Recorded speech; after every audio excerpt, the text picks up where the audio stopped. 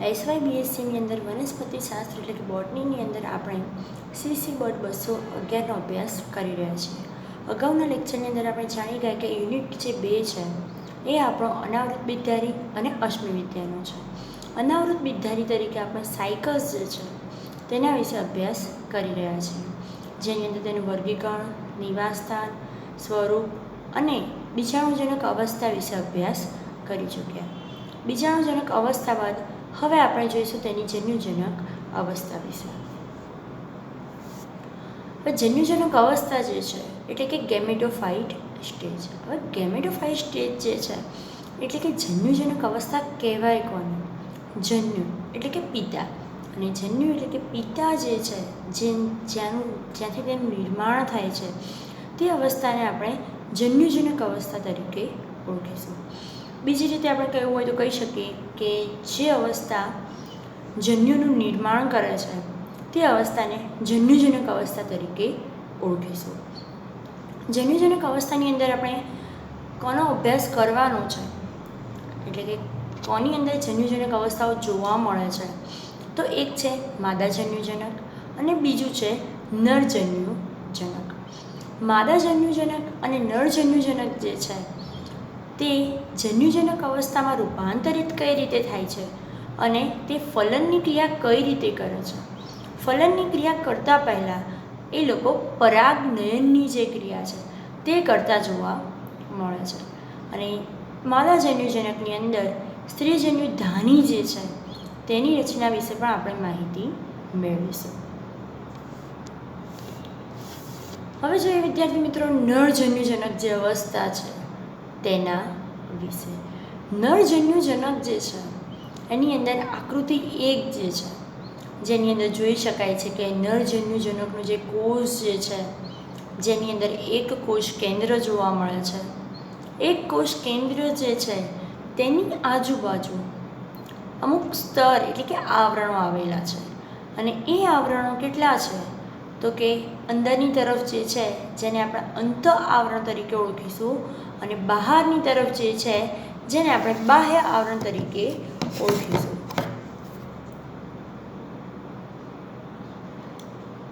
ત્યારબાદ વિદ્યાર્થી મિત્રો આપણે જોઈશું પૂર્વદેહ કોષ. અહીંયા આગળ પૂર્વદેહ કોષ કોને કહેવાય? તો અહીંયા આગળ રહેલું એક જે કોષ કેન્દ્ર જે છે જે કેવું છે 2n પ્રકારનું. એ 2n પ્રકાર જે છે એટલે કે દ્વિકીય પ્રકારનું જોવા મળે છે. અને દ્વિકીય પ્રકારનું આ જે કોષ કેન્દ્ર છે જે શું કરે છે તો અર્ધીકરણની ક્રિયા અથવા તો એકમાંથી 2 કોષોનું નિર્માણ કરતા જોવા મળે છે. એટલે અહીંયા રહેલું જે કોષ કેન્દ્ર જે છે જેનું અહીંયા આગળ શું થશે વિભાજન થતું જોવા મળે છે. પહેલાંની અંદર એક જ કોષ કેન્દ્ર છે.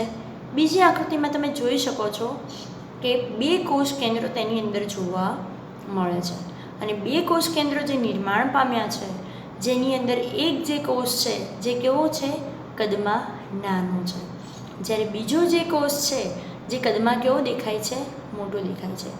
આકૃતિની અંદર જોઈ શકાય છે કે નીચેની તરફ નાનું કોષ કેન્દ્ર છે જેને પૂર્વદેહ કોષ તરીકે ઓળખીશું, અને ઉપરની તરફ જે મોટું કોષ કેન્દ્ર છે જેને પૂજન્યુધાની આરંભ કોષ તરીકે ઓળખીશું. હવે અહીંયા આગળ કોષ કેન્દ્ર જે છે તેનું વિભાજન થયું છે. કેટલી વખત વિભાજન થયું? તો એક જ વખત. એક વખત તેનું વિભાજન થયું છે એટલે 2 કોષો ત્યાંથી નિર્માણ પામેલા છે, જેમાંનું એક નાનું કોષ કેન્દ્ર અને ઉપરની તરફ તે મોટું કોષ કેન્દ્ર જોવા મળે છે. ત્યારબાદ નેક્સ્ટ એટલે કે ફરીથી તેનું શું થાય છે વિભાજન થતું જોવા મળે છે. પણ વિભાજન કોણ કરે છે?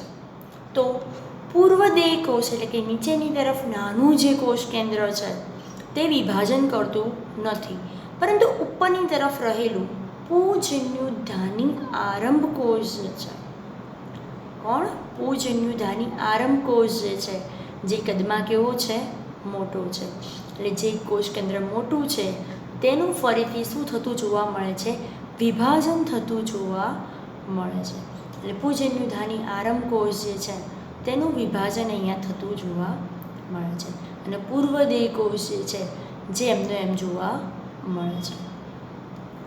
ત્યારબાદ એનું વિભાજન થાય છે, પણ વિભાજન કઈ રીતે થાય છે? આપણે બીજા તબક્કાની અંદર વાત કરી કે એનું એક વખત વિભાજન થાય છે, પણ એમાં એક કોષ નાનો અને બીજો કોષ મોટો જોવા મળે છે, એટલે કે બે કોષ કેન્દ્રોનું નિર્માણ પામે છે, જેમાંનું એક નાનું અને એક મોટું જોવા મળે છે. તો અહીંયા આગળ જે ફરીથી વિભાજન થાય છે તે પણ તે જ પ્રકારે થાય છે, એટલે કે એમાંનું એક કોષ કેન્દ્ર જે છે જે કદમાં કેવું છે? મોટું છે, જ્યારે બીજું કોષ કેન્દ્ર જે છે જે કદમાં કેવું છે? નાનું જોવા મળે છે. અહીંયા ફરીથી એકવાર જોઈ લઈએ. કોષ કેન્દ્ર જે છે એનું વિભાજન થાય છે, એમાં એક કોષ નાનું અને બીજો કોષ કેન્દ્ર મોટું જોવા મળે છે. નાનું કોષ કેન્દ્ર જે છે જેને પૂર્વદેહ કોષ તરીકે ઓળખીશું, અને મોટું કોષ કેન્દ્ર જે છે જેને પૂજન્યુધાની આરંભ કોષ તરીકે ઓળખીશું. પૂજન્યુધાની આરંભ કોષ જે છે જેનું પણ શું થાય છે? ફરીથી વિભાજન થતું જોવા મળે છે. અને એ જે વિભાજન થાય છે જેની અંદર એક ઉપરનું જે કોષ કેન્દ્ર છે જે કદમાં મોટું છે, અને નીચેનું જે કોષ કેન્દ્ર છે જે કદમાં કેવું છે? નાનું છે. એટલે ફરીથી વિભાજન થયા બાદ જે બે કોષો નિર્માણ પામે છે, પૂજન્યુધાની આરંભ કોષમાંથી નિર્માણ પામ્યા છે, જેમાંનું નાનું જે કોષ કેન્દ્ર છે જેને આપણે જનન કોષ તરીકે ઓળખીશું, અને ઉપરનું જે કોષ કેન્દ્ર છે જેને નાલ કોષ તરીકે ઓળખવામાં આવે છે. હવે વિદ્યાર્થી મિત્રો, તેની વધુ માહિતી આગળ મેળવીએ આપણે કે લઘુ બીજાણુ અથવા તો પરાગરજ. લઘુ બીજાણુ ધાનીમાંથી બહાર નીકળે તે પહેલાં તેમાં કેટલાક ફેરફારો થતા જોવા મળે છે, અને તેને કારણે તેની અંદર જન્યુજનક અવસ્થા ઉત્પન્ન થતી હોય છે. આપણે હમણાં વાત કરી આકૃતિની અંદર આગળ જોઈને કે અહીંયા આગળ જે કોષ છે લઘુ બીજાણુનું જે દ્વિકીય છે એની અંદર જ આ બધી ક્રિયાઓ થતી હતી, એટલે કે તેનું વિભાજન જે થતું હતું જે લઘુ બીજાણુની અંદર જ થતું જોવા મળતું હતું. તો અહીંયા આગળ જે ક્રિયા થાય છે એ બધી ક્યાં થાય છે? તો લઘુ બીજાણુ ધાનીની અંદર જ્યારે લઘુ બીજાણુ રહેલા છે તે દરમિયાન જ તેની અંદર ફેરફારો થતા જોવા મળે છે. અને લઘુ બીજાણુ જે છે જે કેવું છે? લીસું છે, એકકીય છે અને દ્વિસ્તરીય દિવાલ ધરાવે છે. આકૃતિની અંદર આપણે આગળ જોઈ ગયા કે એકકીય જોવા મળે છે, એનું અર્ધીકરણ થઈ ગયેલું છે. અર્ધીકરણ એટલે કે તેનું વિભાજન, આપણે વાત કરી કે વિભાજન થઈ ચૂક્યું છે, અને વિભાજન થઈ ચૂક્યું છે એટલે એની અંદર 3 કોષો જોવા મળતા હતા, એટલે દ્વિકોષ કેન્દ્રીય એની અંદર રચના જોવા મળતી હતી. જે દ્વિકોષ કેન્દ્રીય રચના જે છે જેની જે દિવાલ હતી જે દ્વિસ્તરીય એટલે કે 2 સ્તરની બનેલી જોવા મળતી હતી, જેમાં બહારનું જે સ્તર છે જેને આપણે બાહ્ય સ્તર તરીકે ઓળખ્યું, અને અંદરનું તે સ્તર છે જેને અંતઃસ્તર તરીકે ઓળખાવ્યું. હમણાં જ વાત કરી કે બહારનું જે સ્તર છે એટલે કે પડ છે જેને આપણે બાહ્ય સ્તર તરીકે ઓળખીશું, અંદરનું જે સ્તર છે જેને અંતઃસ્તર તરીકે ઓળખીશું. લઘુ બીજાણુ જે છે જે કેવા છે? એક કોષીય જોવા મળે છે. એક કોષીય કેમ કહ્યું વિદ્યાર્થી મિત્રો? તો એક કોષીય એટલે ફક્ત એક જ કોષના બનેલા છે, ફક્ત એક જ કોષના બનેલા છે, જેને કારણે તેને એક કોષીય તરીકે ઓળખાવ્યું છે. સૌપ્રથમ તેનું અસમાન રીતે વિભાજન થઈ 2 અસમાન કોષો ઉત્પન્ન થાય છે. આકૃતિની અંદર આપણે આગળ વાત કરી કે તેનું વિભાજન થાય છે, પણ એ જે વિભાજન થાય છે તે કઈ રીતે થાય છે? તો અસમાન રીતે. તેના 2 સરખા ભાગ થતા નથી, એટલે કે અસમાન રીતે તેનું વિભાજન થતું જોવા મળે છે. અને એ અસમાન વિભાજન જે એકવાર નહીં પરંતુ 2 વાર તેનું અસમાન વિભાજન થતું જોવા મળે છે. અને 2 વાર તેનું વિભાજન થાય છે, જેને કારણે એના જે કોષો ઉત્પન્ન થાય છે તે પણ કેવા હોય છે? 2 અસમાન કોષો ઉત્પન્ન થતા જોવા મળે છે. હવે ફરી જોઈએ કે નાના કોષને પૂર્વદેહ કોષ તરીકે ઓળખાવ્યું. આપણે આકૃતિમાં આગળ વાત કરી કે જે ઉપરનું જે કોષ છે જે નીચેનો જે કોષ હતો જેને આપણે શું કહ્યું, નાનો છે કદમાં, સૌ પ્રથમ એ નિર્માણ પામ્યું. એટલે સૌ પ્રથમ કોષ કેન્દ્ર હતું, તેનું વિભાજન થયું. પણ કયું વિભાજન? અસમાન વિભાજન, જેમાંનું એક નાનું કોષ કેન્દ્ર અને એક મોટું કોષ કેન્દ્ર નિર્માણ પામ્યું. જેમાંના નાના કોષને આપણે શું કહ્યું હતું? પૂર્વદેહ કોષ તરીકે ઓળખાવ્યું. અને મોટા કોષને શું કહ્યું હતું? પૂજન્યુધાની તરીકે ઓળખાવ્યું હતું. પણ પૂજન્યુધાની આરંભ કોષ તરીકે તેને ઓળખાવેલું છે. કેમ પૂજન્યુધાની આરંભ કોષ કહ્યું? કારણ કે તેની અંદરથી પૂજન્યુ નિર્માણ પામવાના છે, જેને કારણે તેને પૂજન્યુધાની આરંભ કોષ તરીકે ઓળખાવેલું છે. મોટા કોષનું શું થાય છે? ફરી રીતે અસમાન વિભાજન થતું જોવા મળે છે. અગાઉ વાત કરી તે જ રીતે કે ફરીથી તેનું શું થાય છે? વિભાજન થતું જોવા મળે છે. અને એ જે વિભાજન થાય છે જેની અંદર બે અસમાન કોષો ઉત્પન્ન થતા જોવા મળે છે. જેની અંદર મોટો જે કોષ છે ઉપરનો છે, જેને આપણે નાલ કોષ તરીકે ઓળખાવ્યું, અને નીચેની તરફ જે નાનો કોષ જે હતો જેને આપણે જનન કોષ તરીકે ઓળખાવેલું છે.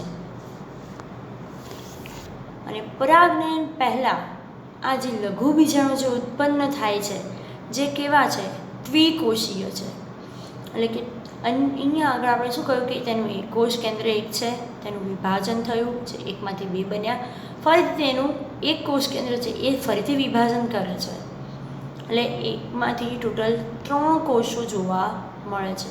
એટલે અહીંયા આગળ પરાગનયન પહેલાંની આ જે ક્રિયા છે, લઘુ બીજાણુનું જે વિભાજન થાય છે, જે વિભાજન થઈ અને દ્વિકોષીય રચનાનું નિર્માણ કરતા જોવા મળે છે.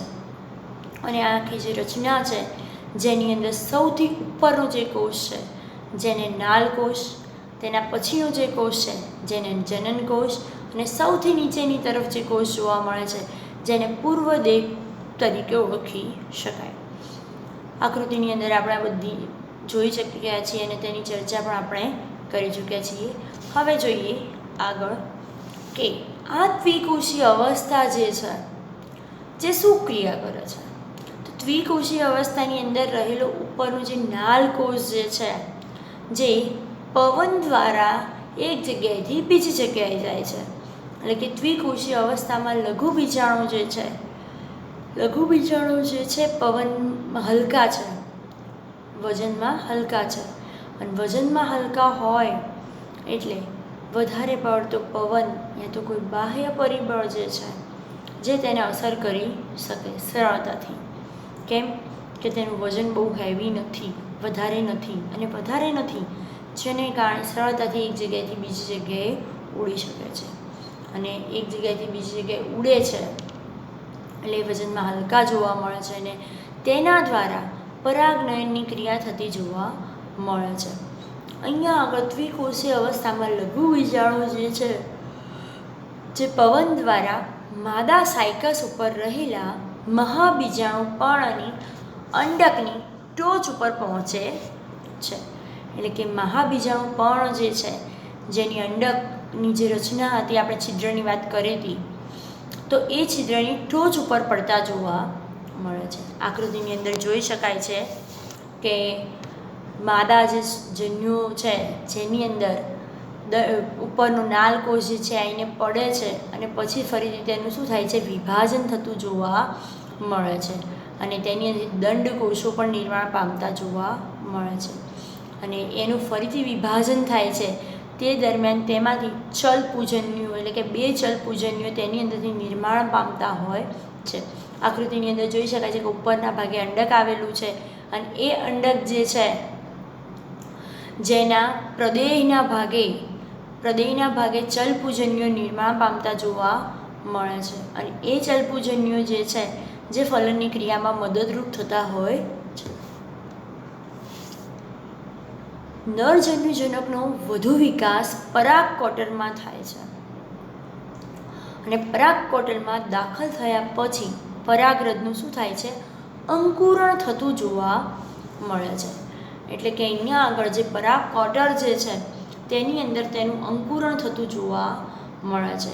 અને અંકુરણ થાય છે જે દરમિયાન તેનું બાહ્ય સ્તર જે છે જે તૂટી જતું જોવા મળે છે.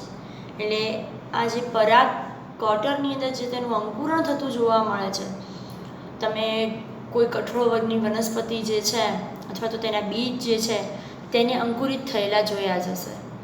તો જ્યારે તેને પાણીમાં મૂકવામાં આવે છે, એટલે કે તેને અનુકૂળ વાતાવરણ આપવામાં આવે છે, એટલે એ શું કરે છે, બહારનો જે ભેજ જે છે એને શોષે છે એટલે એનું જે બહારની જે દિવાલ છે તેની ઉપર દબાણ ઉત્પન્ન થતું હોય છે. દબાણ ઉત્પન્ન થશે એટલે બહારનું જે લેયર જે છે તે તૂટી જતું આપણને જોવા મળે છે. એ જ રીતે આની અંદર પણ પરાગરજનું જ્યારે અંકુરણ થાય છે તે દરમિયાન બાહ્ય કવચ જે છે જે તૂટી ગયેલું જોવા મળે છે. નાલકોષ જે છે જે પરાગનલિકા બનાવતો જોવા મળે છે. એટલે ઉપરનો નાલકોષ હતો, સૌથી મોટો જે હતો, જે શું કરે છે, પરાગનલિકાનું નિર્માણ કરે છે. અને એની નીચે તરફ રહેલો જનનકોષ જે છે જે વિભાજનની ક્રિયાઓ કરશે. નાલકોષ જે છે પરાગનલિકાનું નિર્માણ કરતો જોવા મળે છે. જનનકોષ ફરીથી વિભાજન પામી બે કોષો ઉત્પન્ન કરે છે. જનનકોષ જે છે આપણે વાત કરી કે મોટો જે હતો જેને આપણે શું કહ્યું, નાલકોષ તરીકે ઓળખાવ્યું. અને એ જે નાલકોષ જે છે જે શું કરે છે, ઉપરની તરફ પરાગનલિકાનું નિર્માણ કરે છે. જ્યારે નીચે તરફ રહેલો નાનો જે કોષ કેન્દ્ર હતું, નાનો જે કોષ હતો એટલે કે જેને જનનકોષ તરીકે ઓળખાવ્યું હતું, અને એ જે જનનકોષ જે છે જે શું કરે છે, વિભાજનની ક્રિયા કરે છે. અને તેનું વિભાજન કરી એટલે કે એકમાં જનનકોષના એક કોષમાંથી બે કોષો ઉત્પન્ન થાય છે. અને એ બે કોષો જે છે જેમાંના એક કોષને દેહકોષ અને બીજા કોષને દંડકોષ તરીકે ઓળખીશું. જનનકોષનું શું કર્યું, વિભાજન કર્યું. અને વિભાજન કરતાં કેટલા કોષો બનશે, બે કોષો બનશે. બે કોષોમાંથી એક કોષ જે છે જેને દેહકોષ અને બીજા કોષને દંડકોષ તરીકે ઓળખીશું. અહીંયા આગળ આકૃતિની અંદર જોઈ શકાય છે કે બે ચલ પૂજન્યો અહીંયા નિર્માણ પામેલા છે.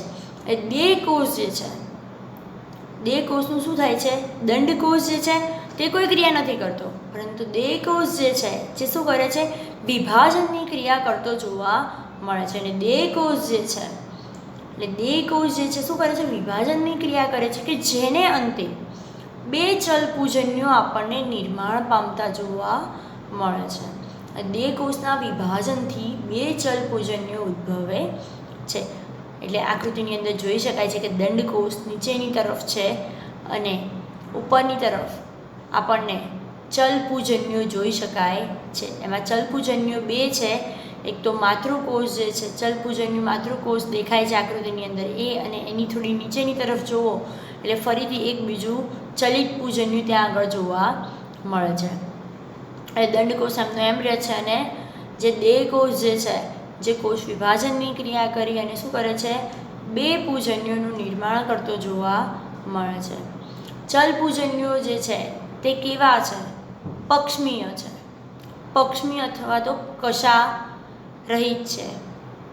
કશા રહિત એટલે ચલ એક જગ્યાએથી બીજી જગ્યાએ ચલિત થઈ શકતા હોય અથવા તો જઈ શકતા હોય. એક જગ્યાએથી બીજી જગ્યાએ જો જઈ શકે છે તો તેને આપણે શું કહ્યું, ચલિત બીજાણુ તરીકે ઓળખાવ્યું. અને ચલિત બીજાણુ તરીકે એ માટે ઓળખાવ્યું છે કે એક જગ્યાએથી બીજી જગ્યાએ જઈ શકે છે. હવે સીધી વસ્તુ છે, એક જગ્યાએથી બીજી જગ્યાએ જવું છે તો કોઈ માધ્યમ જરૂરી છે. માધ્યમ ના હોય તો કોઈ એવા ઉપાંગો ધરાવે છે કે જેને કારણે એક જગ્યાએથી બીજી જગ્યાએ જઈ શકે. તો અહીંયા આગળ જે પૂજન્યો છે જે કેવા છે, ચલિત છે, એક જગ્યાએથી બીજી જગ્યાએ જઈ શકે છે. અને વિદ્યાર્થી મિત્રો, એક જગ્યાએથી બીજી જગ્યાએ વનસ્પતિ જે જઈ શકે છે એની માટે કોઈ માધ્યમ જવાબદાર હોઈ શકે, અથવા તો કોઈ વનસ્પતિ જે છે એ કશાઓ ધરાવતું હોય.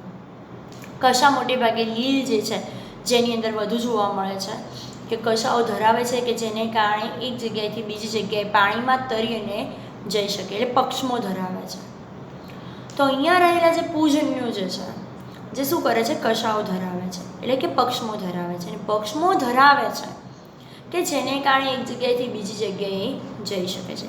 અને આકૃતિની અંદર તમને પક્ષમો દેખાય છે કે રાઉન્ડ જે છે, આ જે બે પૂજન્યોની અંદર આપણને એક પૂજન્યું દર્શાવ્યું છે આપણે, તો એની અંદર ભમરડા જેવી રચના છે પહેલી તો એની, અને એ ભમરડાની જે રાઉન્ડ જે કિનારી છે રાઉન્ડની અંદર કુંતલમય, તેની ઉપર નાના નાના તંતુઓ તમને જોવા મળે છે, અને એ તંતુઓને પક્ષમ અથવા તો કશા તરીકે ઓળખીશું. નીચેના સાંકડા ભાગ ઉપર કુંતલ આકારે પક્ષમો આવેલા છે, અને દરેક ચલપુંજનનું 300 માઇક્રોમીટર લાંબો અને 200 માઇક્રોમીટર જેટલો પહોળો જોવા મળે છે. સાયકસ જે છે તેનો ચલપુંજનનું વનસ્પતિ સૃષ્ટિનો સૌથી મોટો કોષ જોવા મળે છે. હવે વિદ્યાર્થી મિત્રો આપણે જોઈએ અહીંયા આગળ પરાગનયન જે છે તે કોને કહેવાય. પરાગનયનની જે ક્રિયા છે તેના વિશે અહીંયા જાણીશું. સાયકસ જે છે જેની અંદર પરાગનયનની ક્રિયા જે છે જે પવન દ્વારા થતી જોવા મળે છે, અને પવન દ્વારા આ ક્રિયા થાય છે એટલે આપણે અગાઉ વાત કરી કે પરાગરજ જે છે એ વજનમાં કેવી છે, હલકી છે, અને વજનમાં હલકી છે એટલે શુષ્ક અને સૂક્ષ્મ હોવાથી પવન દ્વારા સરળતાથી એક જગ્યાએથી બીજી જગ્યાએ જઈ શકે છે, અને એક જગ્યાએથી બીજી જગ્યાએ જઈ શકે છે એટલે એ વજનમાં હલકી છે. અને એટલે કે થોડો નોર્મલ કદાચ પવન આવે અને એને ઝટકો વાગે અથવા તો પવન દ્વારા જ એક જગ્યાએથી બીજી જગ્યાએ જતી જોવા મળે છે. અહીંયા આગળ પવન જે છે જે એક માધ્યમ છે. શેનું માધ્યમ છે? તો પરાગરજને એક જગ્યાએથી બીજી જગ્યાએ લઈ જવાના માધ્યમ તરીકે વર્તતું જોવા મળે છે. પવન દ્વારા પરાગરજ અંડક ઉપર પડે છે. હવે પવન જે છે તેના દ્વારા શું થાય છે? તો આ જે પરાગરજ જે છે જે અંડક ઉપર જઈને પડતી જોવા મળે છે, અને અંડક જે છે જે શું કરે છે? કોક ક્લેદમય આવરણમાંથી ચીકણા પ્રવાહીનો સ્ત્રાવ કરતો હોવાથી પરાગરજ ત્યાં આગળ ચોંટી જાય છે.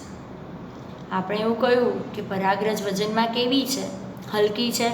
હલકી છે તો એક જગ્યાએથી બીજી જગ્યાએ ગઈ છે એટલે નર પાસેથી ક્યાં ગઈ છે?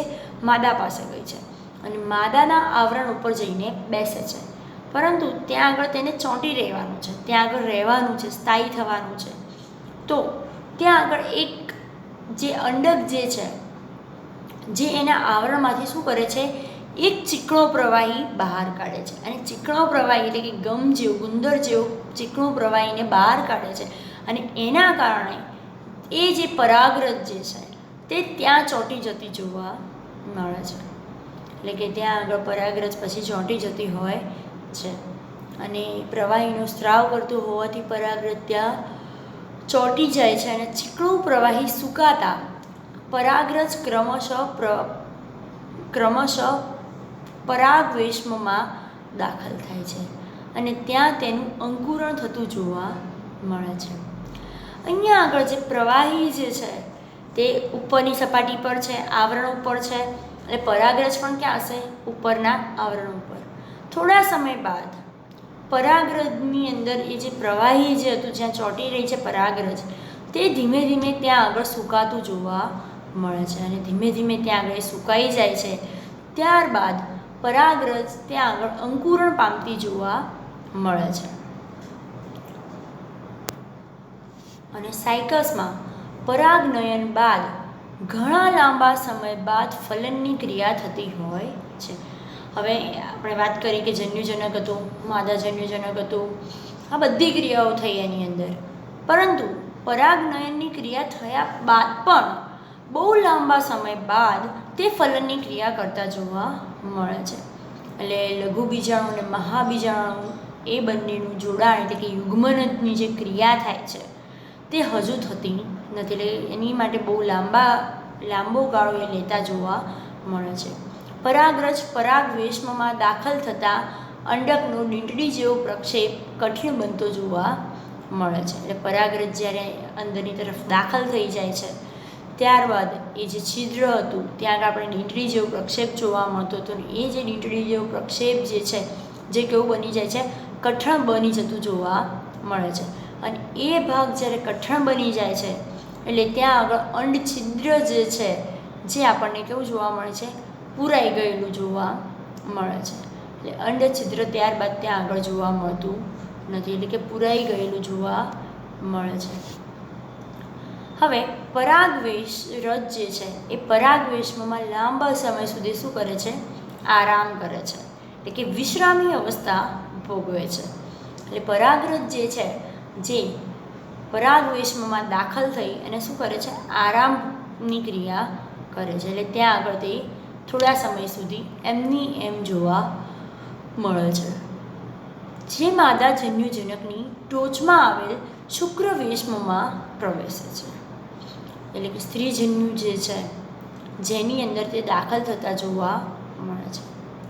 પરાગનલિકાના વિકાસ દરમિયાન તેના પ્રદેહમાંથી ચૂષકો દ્વારા ખોરાકનું શોષણ થાય છે.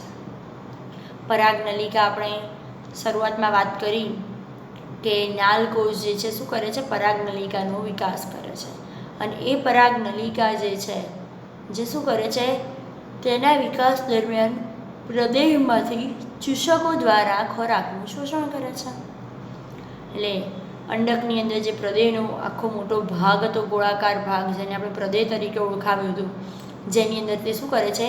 પરાગનલિકા દાખલ કરે છે. અને પરાગનલિકા દાખલ એટલે કે એના ચૂષકો જે છે જેને દાખલ કરે છે, અને એ ચૂષકો દ્વારા શું થાય છે?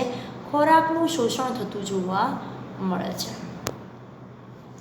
અને શર્કરાયુક્ત થોડું ઘણું પ્રવાહી જે છે જે પરાગનલિકાની ટોચમાં જ રહે છે, જેથી ઊંચા આશ્રુતિ દાબને કારણે પરાગનલિકા તૂટે છે અને તેની અંદર રહેલા ચલપૂજન્યુઓ શુક્રવેશમાં દાખલ થાય છે.